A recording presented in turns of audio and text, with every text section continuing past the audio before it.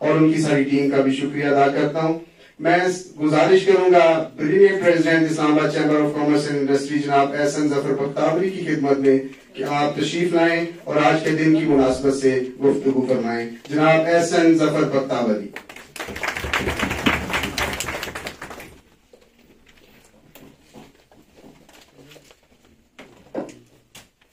बिस्मिल्लाहिर्रहमानिर्रहीम। जनाब मिर्जा मोहम्मद इरफान बेग साहब डीजी नैब, जनाब कैप्टन रिटायर्ड फ़हीम कुरैशी साहब डायरेक्टर नैब और उनके साथ आए हुए दीगर नैब के जो ऑफिशियल्स हैं और उसके अलावा मेंबरान इस्लामाबाद चैम्बर और उसके अलावा सिविल सोसाइटी के जितने लोग यहाँ पे आज तशरीफ लाए हैं, मैं आपको इस्लामाबाद चैम्बर आने पे वेलकम करता हूँ और उम्मीद करता हूँ कि ये जो आज हम इंटरनेशनल एंटी करप्शन डे मना रहे हैं, इसका मकसद ये है कि पाकिस्तान को आज़ाद हुए हुए तकरीबन 76 ईयर्स हो चुके हैं, लेकिन अनफॉर्चुनेटली हम तरक्की की वो मनाजिल हासिल नहीं कर सके जहाँ पे आज हमें होना चाहिए था। और मैं ये समझता हूँ कि एहतसाब का इदारा, हमें अक्सर ये सुनने में आता है कि नैब को ख़त्म कर देना चाहिए, लेकिन मैं ये समझता हूँ नैब का होना पाकिस्तान के लिए बहुत ज़रूरी है, इंतहाई ज़रूरी है। और मैं ये समझता हूँ कि आज के दिन बहुत सारी जगहों पे हमारे बहुत सारे, हम बिजनेस कम्युनिटी से ताल्लुक़ रखते हैं सारे लोग, बहुत सारी जगहों पे स्पीड मनी के बगैर हमारा काम नहीं होता। तो आज मेरी बिजनेस कम्युनिटी के तमाम लोगों से ये दरख्वास्त होगी कि आए हम सब मिलकर ये अहद करें कि आज से जो स्पीड मनी की लानत है, इससे हम अपने आप को बाहर निकालेंगे। और अगर किसी जगह पे भी हमसे स्पीड मनी के नाम पे या इस तरह की कोई चीज का तकाजा किया जाएगा, तो मेरी दरख्वास्त होगी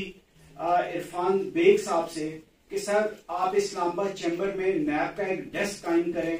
ताकि क्योंकि जितनी भी गवर्नमेंट की मशीनरी है वो इस्लामाबाद में है मेजॉरिटी, और अगर किसी तरह की भी हमारे किसी मेंबर को या सिविल सोसाइटी के किसी फर्द को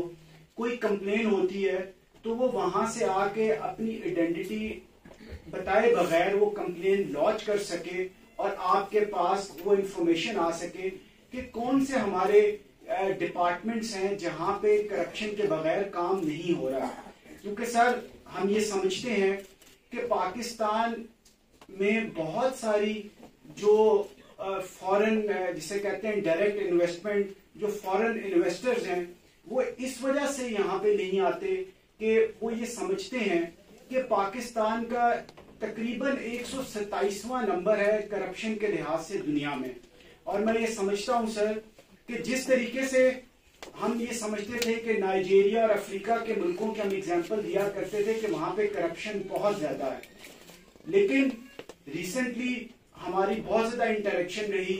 अफ्रीका की काफी कंट्रीज में हमारा विजिट हुआ और हमने वहां पे ये देखा है कि उन लोगों ने जिस तरीके से करप्शन के ऊपर काबू पाया है, उसी तरीके से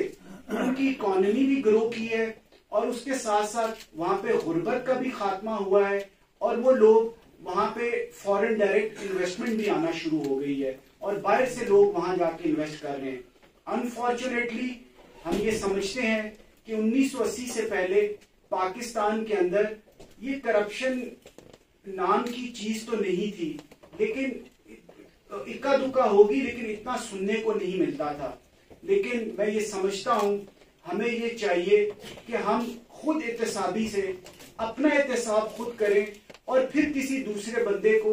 ये कहें कि यार आप ये कर रहे हैं। तो मैं ये समझता हूं कि हमें जरूरत इस अमल की है कि हमें अपने अंदर छुपी हुई खामियों को पहले तलाश करना चाहिए और अपनी इस्लाह करनी चाहिए। और जब हर फर्द ये फैसला कर लेगा कि हमने अपनी इस्लाह करनी है और ठीक रहना है, तो मैं समझता हूँ कि हमारे मुआशरे से, सोसाइटी से ये जो करप्शन की लानत है ये खत्म हो जाएगी। इसके साथ साथ फ़हीम कुरैशी साहब के साथ अभी ये थोड़ी देर पहले जब तशरीफ लाए तो बड़ी अच्छी डिस्कशन हो रही थी ऊपर ऑफिस में। इन्होंने कहा कि हमारा पहला ऑब्जेक्टिव ये है कि लोगों के अंदर अवेयरनेस क्रिएट की जाए। तो मैं ये समझता हूं सर कि ये बहुत अच्छा इनिशिएटिव है नैब का कि लोगों के अंदर, खासतौर पे स्टूडेंट्स के अंदर ये अवेयरनेस क्रिएट की जानी चाहिए कि करप्शन किस तरह से हमारे मुल्क की जिसे कहते हैं रूट्स को खोखला कर रही है। और अगर जो हमारे बच्चे हैं उनको भी ये तरबियत दी जानी चाहिए और उनको बताया जाना चाहिए कि देखें, आप अगर किसी जगह पे ये देखते हैं कि करप्शन हो रही है तो उसको रोकने के लिए आवाज जरूर उठाएं। और मैं ये समझता हूं कि हमारी जो आबादी है उसका 65% जो हिस्सा है वो यूथ पे कंसिस्ट करता है। और अगर हम अपनी अवेयरनेस प्रोग्राम्स को ज्यादातर यूथ ओरिएंटेड रखेंगे और उनको ये सबक देंगे कि हमने अपने मुआशरे को करप्शन फ्री बनाना है और उनके अंदर ये जज्बा पैदा करना है, तो मैं समझता हूं कि बहुत जल्द हम पाकिस्तान को एक करप्शन फ्री सोसाइटी बनाने में कामयाब हो जाएंगे। जिस तरह से अभी फहीम कुरैशी साहब ने बताया कि जो स्विट्जरलैंड और सिंगापुर है वो करप्शन फ्री इंडेक्स में नंबर 1 पे है, कि मतलब सबसे दुनिया में कम करप्शन वहां पे है। तो आप देखें कि जिस तरीके से जहां पे करप्शन जिस मुल्क में कम होती है वहां पे टेररिज्म भी नहीं होती, वहां पे इन्वेस्टमेंट भी आती है, वहां पे इंडस्ट्रियलाइजेशन भी होती है। तो जरूरत इस चीज की है कि जो हमारा डिपार्टमेंट है नैब का, ये एक बिजनेस फ्रेंडली और इसका जो इमेज है वो एक सॉफ्ट इमेज होना चाहिए। अभी जिस तरह की हमने आपकी डॉक्यूमेंट्री देखी, मुझे यकीन है कि आपके जो नए चेयरमैन है जिस तरीके से वो उनके साथ हमारे चैम्बर के कुछ मेंबरान की मुलाकात हुई रिसेंटली और उन्होंने कहा कि मैं बिजनेस फ्रेंडली हूं।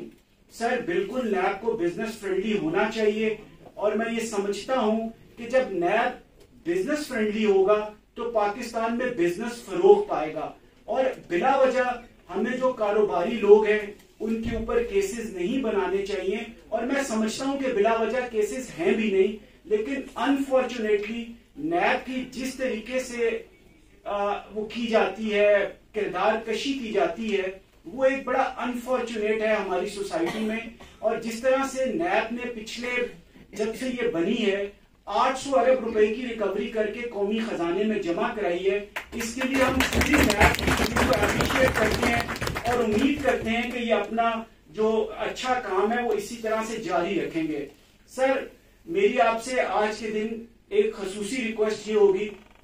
कि जिस तरह से अभी मैंने देखा कि आपने अपनी डॉक्यूमेंट्री में बताया कि डॉक्यूमेंटेड इकोनॉमी, सर उसके साथ साथ हमें ऑटोमेशन पे भी काम करना होगा। अगर हमारे तमाम सरकारी दफातर ऑटोमेट हो जाएं, उसमें सर ये फाइल वर्क खत्म हो जाए, जो भी लेटर रिसीव हो उसके ऊपर ये होना चाहिए कि एक ऑफिसर ने 72 या 48 आवर्स के अंदर रिस्पॉन्ड करना है और अदरवाइज वो उससे आगे चला जाएगा और उसका प्रोसेस हो जाएगा। तो मैं समझता हूं कि ये उससे भी हम काफी हद तक करप्शन पर कंट्रोल पा सकेंगे अगर हम अपने जितने भी डिपार्टमेंट है उनको ऑटोमेट कर लें। सर मैं यहाँ पे आपकी तवज्जो इस तरफ दिलवाना चाहता हूँ कि अभी पिछले कुछ अर्सा पहले बिजली के बिलों का काफी यहाँ पे शोर था।